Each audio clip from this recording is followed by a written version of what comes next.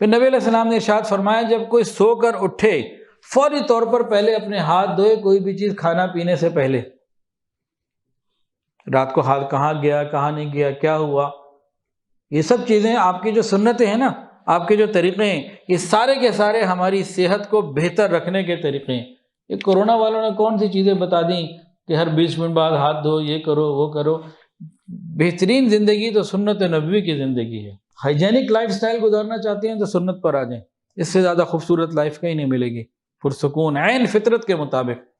فرمایا کہ صبح اٹھنے کے بعد ہاتھ دھو، جب کھانا پینا کچھ ہو نا تو پہلے ہاتھ دھو۔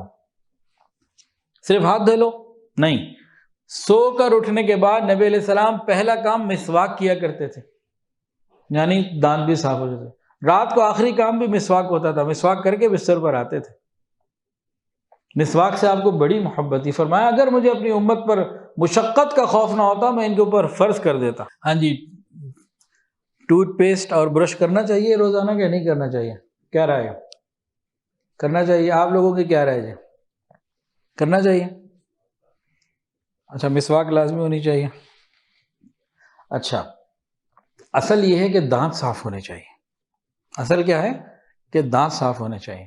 میں نے تقریباً 2 مہینے سے زیادہ ہو گئے الحمدللہ ٹوتھ پیسٹ اور برش دونوں چھوڑ دیں، اب نہیں کرتا۔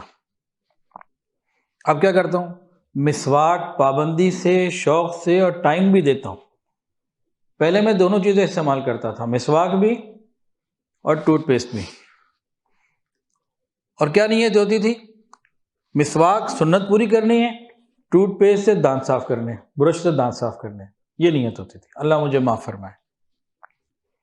وضو کیا، مسواک کی، بس ایسے ہی جیسے کہ بس دکھاوے کے طور پہ نا، عمل پورا ہو گیا، حاضری لگ گئی، لو جی کام ختم۔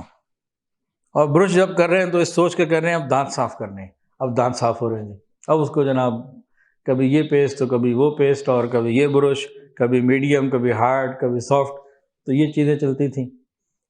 تو اب کیا کیا میں نے؟ ساری کشتیاں جلا دیں۔ مسواک ہی کرتا ہوں، دن میں کئی مرتبہ کرتا ہوں، اور بعض مرتبہ ایک وقت میں 3 منٹ تک دانتوں کو صاف کرتا ہوں۔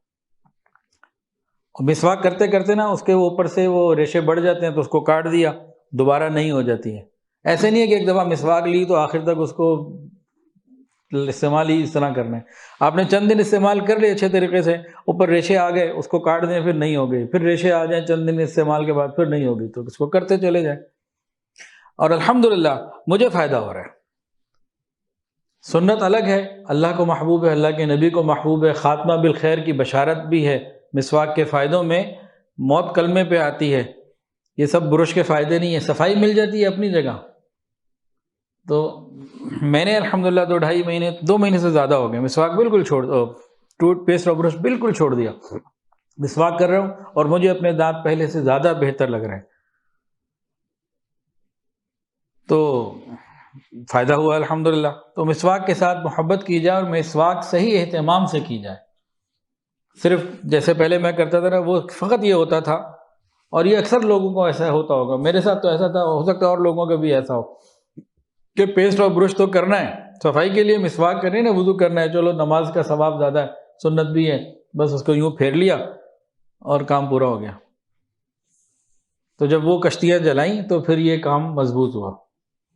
تو اپنا تجربہ بھی اسی لیے بتا دیا، انشاءاللہ فائدہ ہوگا، کچھ نہیں جاتا۔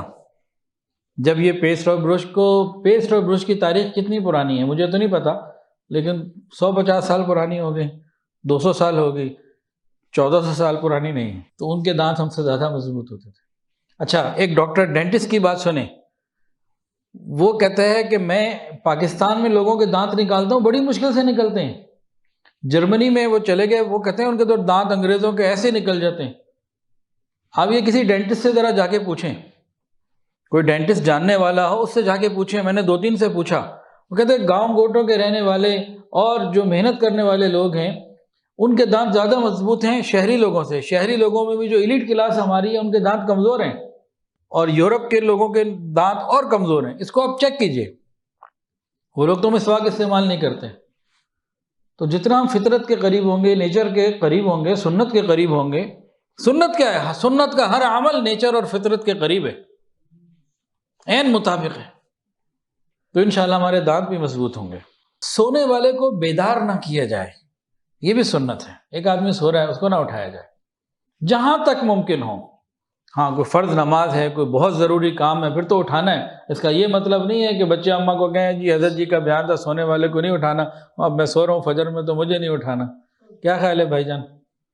اٹھانا ہے نا صبح۔ سونے والے کو اٹھانا یہ پسندیدہ نہیں ہے، جہاں تک ممکن اسے سونے دیا جائے۔ وجہ کیا بتائی؟ علماء نے لکھا کہ اگر سونے والے کو اٹھا دیا اور نیند غائب ہو گئی، وہ دوبارہ نہ آئی، اب وہ تکلیف ہوگی۔ تو جہاں تک ممکن ہو، نبی علیہ الصلوۃ والسلام کیا کرتے تھے؟ گھر میں داخل ہوتے تھے، سلام کرتے تھے۔ جب رات کو داخل ہوتے تھے سلام کرتے تھے، کس آواز کے ساتھ؟ کہ سو رہا ہے کوئی تو اس کی آنکھ نہ کھلے، جاگ رہا ہے کوئی تو اس کو آواز پہنچ جائے۔ امی عائشہ صدیقہ رضی اللہ تعالیٰ عنہ رات کو سو رہی ہوتی تھی اور آپ کو کہیں باہر جانا ہوتا تھا، اللہ اکبر کبیرہ، اللہ کے محبوب بیوی کے خیال کی وجہ سے نیند خراب نہ ہو، جوتوں کو ہاتھ میں پکڑ کے ننگے پاؤں باہر چلتے۔ جو خاوند بیوی کا اتنا خیال رکھے، محبت دے، وہ کیسے گھر نہ بسائے؟ تو بلا وجہ سونے والے کو اٹھانا یہ مناسب نہیں ہے، اور ہم اپنے گھروں میں اس کا مشاہدہ کرتے ہیں، ہماری زندگیوں میں بھی اس کی ترتیب موجود